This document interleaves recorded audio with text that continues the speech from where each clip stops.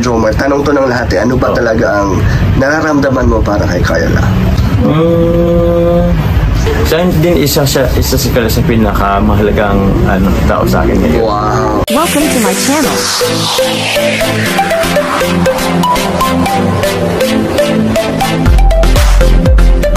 Naman, ngayon kasi improving na din naman kasi po si Carla. Wow! So, hindi na po siya totally mahihain po unlike before. So kahit pa paano is nakakasabay na po siya. So yun po, sobrang salamat din talaga kay Carla kasi alam mo yung tipong pinupush niya yung sarili niya. Nag-e-effort din naman siya. Din naman. Okay. Kasi sasabihin din naman kasi namin siya is yung ginagawa ko, yung ginagawa niya is hindi lang naman para din naman sa kanila yun. Para sa kanyang self-improvement ba yun. At the same time, patutulungan po siya sa pagpapabahay. Tama. Kanya. So ano naman to para sa inyong lahat. At syempre sa mga viewers din na natutuwa sa inyo. Of course, opo. Syempre, yun din naman po is ginagawa namin po para din naman po sa inyo. Kasi ang dami rin naman talaga nating nababasa, mga positive. Yung tulong na naidudulot itong sarili nito sa kanila, hindi man siguro financially na ibibigay natin, pero yung kasiyahan na nabibigay natin sa kanila is parang isa din yung sa nakakatawa na malaman po. So, nakaka-pressure ba minsan bro na ang daming nag-aabang, kunyari ilang days pa lang na walang upload, ang daming na nagko-comment or nagme-message, kailan ba ang Jom Girl? Nakaka-pressure ba? Nakaka-pressure siya. Actually, naka-upload pa lang ngayon, bukas agad nag-request na sila ng Jom Girl ulit. Kailan ba ang next episode? Kung siguro mga 3 days nang hindi na pambira, ang dami na pong nag-aabang. So parang sa kanila napakatagal na pag-aabang. Sa kanila napakatagal na, pero ganun po talaga. Pero yun, naka-pressure siya kasi bawat episode kailangan may maibigay kang panibago panibagong taste, panibagong abangan or yung tatatak sa ganung episode. Sa bawat part, di ba, meron silang matatandaan dun sa episode na yun. Dapat. So yun mga kasukay, mga kalingap, mapapansin naman natin na malaki talaga yung improvement ni Carla.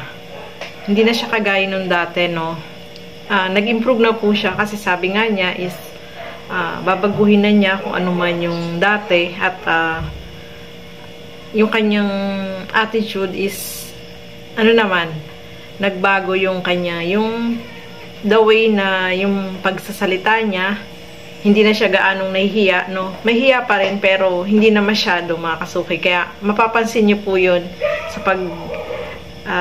sa kilos ni Carla. At itong si Jomar, mga kasukay, is sobrang pasasalamat niya kasi kung hindi dahil dyan, yung pagiging leading man ni Carla, syempre, hindi mag-grow yung kanyang channel, Malaki po talaga yung naitulong yung pagiging leading man ni Carla dito sa channel ni Jomar, mga kasukay, mga kalingap. So, ang bilis tumaas ng kanyang subscriber. Syempre, marami yung nag-subscribe sa kanya at nag-aabang dito sa kanila, Kaya, malaki yung pasasalamat ni Jomar dito kay Carla, mga kasukay, mga kalingap. At syempre, sabi nga niya, kapag mayroong episode yung kanilang ginagawa na video para sa kanila is syempre nakaka-pressure din po yan, Sabi nga niya is mas ginagalingan niya, tapos gusto niya na kada episodes ay merong tumatatak sa isip ng mga viewers, mga kasukay, mga kalingap. So, ituloy pa po natin. Parang feelings, gano'n? Feelings? Pwede rin naman. Kasi, ewan ko, siguro lang. Siyempre, nagkakaroon nade-develop yung friendship. And sa friendship naman, minsan, anong tawag mo, hindi naman laging okay. Minsan nagkakatampuan din talaga. Tama. Kasi kahit kaibigan lang naman kayo, meron pa rin tampuan. Pero ibig sabihin kasi nun, parang may care sa'yo yung tao, may halaga siya sa'yo. Kaya naapektuhan siya sa mga pag hindi siya naapektuhan, wala siyang pakialam. So ibig sabihin, parang meron kayong care sa isa't isa. Oo naman. Ano ba, Kuya Jomar, tanong to ng lahat, ano ba talaga ang nararamdaman mo para kay Carla? Ano ka ba para kay Carla? Ano bang kinakatayuan mo sa kanya? Ano ba ang tingin sa'yo ni Carla? Or ano ang tingin mo para kay Carla? Sa akin kasi parang mas po namin yung maging magkaibigan talaga. Kasi tawag niyan, alam ko kasi yung niya, priorities niya. at yung priorities niya. At the same time, nag-aaral siya. Nag-aaral siya. And yun, di ba, may episode kasi na yun yung ano po ni tawag niya ng mama niya na sana makapagtapos. So yun po. Ako din naman, busy din naman sa tawag yan? Sa Kalingap. So, as of now, friends po kami. Tropa natin si Carla. Pero, yun nga.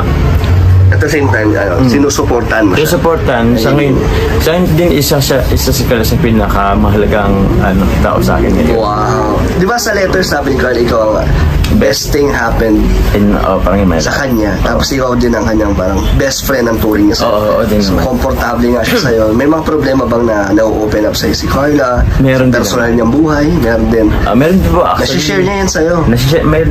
Share din po sa akin si Carla ng personal life niya na hindi naman tawag niyan, hindi kailangan merong camera. So yun, maganda pa ganun kasi parang komportable at nagkakatiwalaan tayo ni Carla. So yun mga kasukay, mga kalingap, nagiging mas close na sa isa't isa itong si Jomar at saka si Carla, no?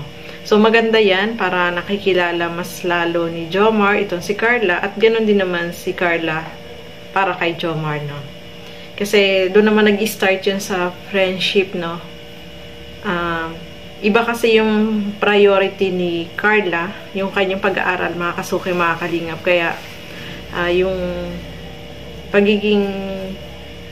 magkaroon ng boyfriend is wala muna sa isip niya yan. Kasi ang prioritize niya yung kanyang studies, mga kasukay, mga kalingap. Kaya, maganda na rin yun. Sabi nga ni Jomar is, nagiging close naman sila.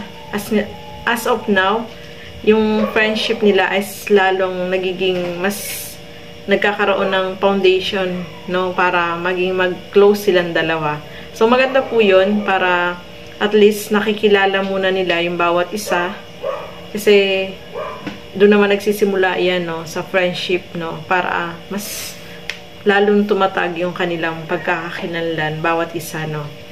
Kaya nga sabi nga ni Jomar is nakapag-open up din sa kanya itong si Carla, no.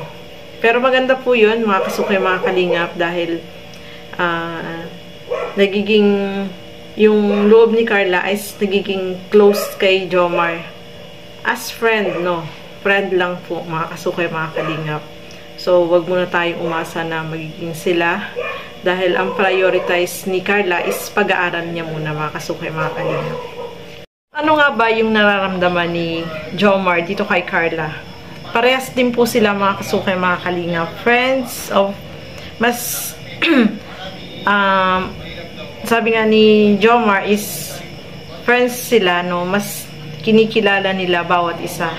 So, kung may nararamdaman si Jomar na kakaiba, is siguro, sa sarili niya lang muna yun, no, mga kasukay, mga kalingap. Kasi nga, hindi pa yung tamang panahon para kay Carla, mga kasukay, mga kalingap. Kaya, friends and ano muna sila, yung getting to know each other muna sila. So, mas maganda yun para makilala nila yung bawat isa. At, syempre, para itong si Carla ay makapag-focus sa kanyang pag-aaral, no?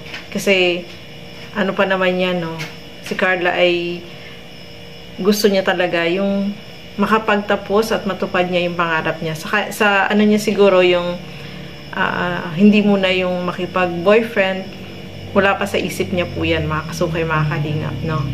So, nagiging close sila, mas maganda yon, friendship, yung magiging best friend. Sabi nga ni Carla is, ano na lang sila, mag-best friend lang muna. Kaya nga na friendzone itong si Jomar, mga kasukay, mga kalingap, di ba?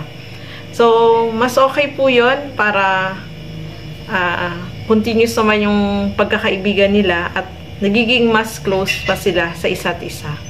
So, ayan, hanggang dito na lamang po muna. Maraming salamat po sa inyong panonood at lagi po natin supportahan Bal Santos Matubang, Kalingap Rob at Edna Vlogs at support din po natin Kalingap Dan. Napakasipag din po niya, mga kasukay, mga kalingap. At yung aking YouTube channel, Gandang Emmy, sa mga hindi pa po nakapag-subscribe, please subscribe and please hit the notification bell para lagi po kayong updated sa aking mga ina-upload na mga reaction video. Maraming salamat po at hanggang sa muli.